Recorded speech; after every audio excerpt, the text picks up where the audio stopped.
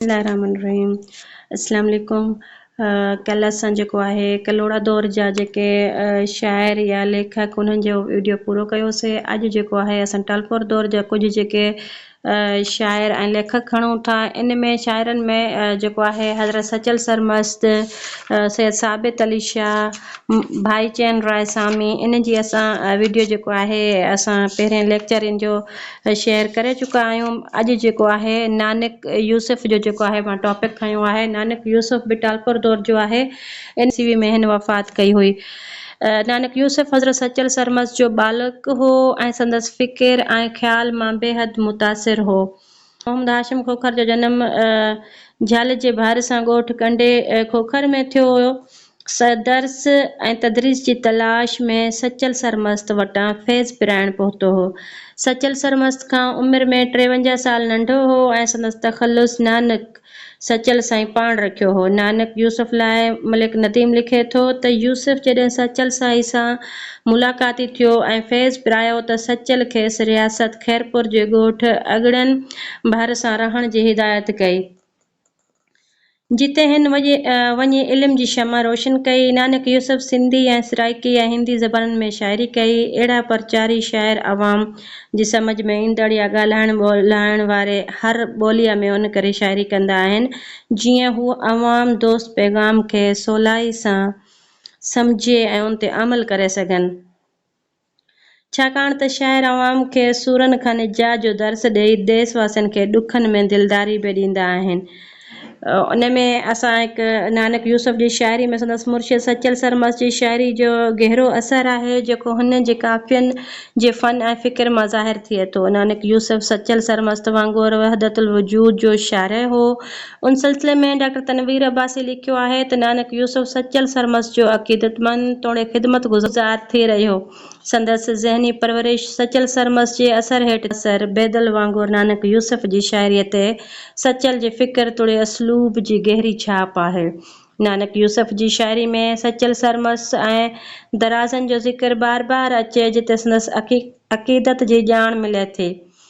जीअं नानक यूसुफ फरमाए थो, नानक यूसुफ यार सुञातो दर्स दराज़नि दिलबर जो, या वरी ॿिए हंधि चयो अथसि यारी यूसुफ यार सां रखे सचल सुहारे। नानक यूसुफ जे कलाम में वहदतुल वजूद जो फ़लसफ़ो बि आहे त मस्ती बि आहे, बेबाकी बि। अहिड़ी तरह न्याज़ निवड़त बे सूफ़ियनि वांगुरु पाण सुञाणण जी ॻाल्हि साफ़ नमूने कई अथाईं। नानक यूसुफ जो कलाम 1982 ईस्वी में डॉक्टर तनवीर अब्बास गॾु करे वॾी तहक़ीक़ बाद छपरायो। इहो हुयो उन जो तारुफ़, नंढिड़ो तारुफ़, जंहिंमें मां उन में सॼो कुझु तव्हांखे तफ़सील सां ॿुधाए चुकी आहियां। हाणे इन जा असां जेके आहिनि MCQs हल कंदासीं। हलूं था MCQs। पहिरें ते फ़क़ीर नानक यूसुफ कंहिंजो मुरीद हो? त इहो जेको इहो सचल सरमस्त जो मुरीद हो। फ़क़ीर नानक यूसुफ 1208 हिजरी मुताबिक़ कहिड़ी ईस्वी सन में पैदा थियो? त 1792 ईस्वी में पैदा थियो। फ़क़ीर नानक यूसुफ जो पूरो नालो छा हो? त पूरो नालो मोहम्मद यूसुफ हुयसि। चौथों आहे जेठमल परसुराम गुलजाणी ननाक यूसुफ जो असल नालो छा ॼाणायो आहे? त जेको जेठमल परसुराम आहे उन्हनि जो नालो नज़र महमद ॼाणायो आहे। फ़क़ीर नानक यूसुफ जे वालिद जो नालो छा हुयो? त हुन जे वालिद जो नालो मोहम्मद हाशिम खोखर हुयो।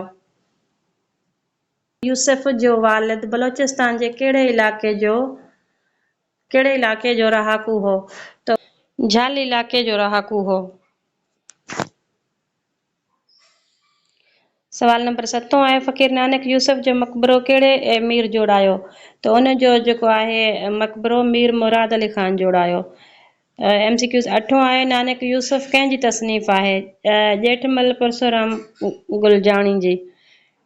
सवाल नंबर 9 आहे नानक यूसुफ जो कलाम 1982 ईस्वी में कंहिं तरतीब ॾिनो? त तरतीब ॾेई छपरायो तो डॉक्टर तनवीर अब्बासी। सवाल नंबर 10 आहे नानक यूसुफ 9 जमालुद्दीन अवल 1259 हिजरी मुताबिक़ कॾहिं वफ़ात कई?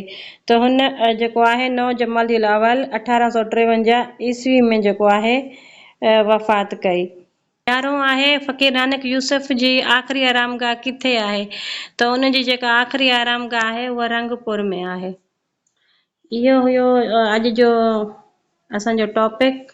जेको असांजो कंप्लीट थी चुको आहे, जंहिंमें असां जेको आहे उनजो नानक यूसुफ जो तारुफ़ ऐं उनजे जेको आहे उनजे बारे में उनजे MCQs वग़ैरह हल कयासीं। मिलंदासीं हिकु ॿिए टॉपिक में। जेकॾहिं तव्हां मुंहिंजे चैनल ते नवां आहियो त मुंहिंजे चैनल खे सब्सक्राइब कजो ऐं बेल आइकन जे बटन खे बि लाज़मी प्रेस कजो त जीअं हर अचण वारी वीडियो तव्हां ताईं पहुची सघे। ओके, अल्लाह हाफ़िज़।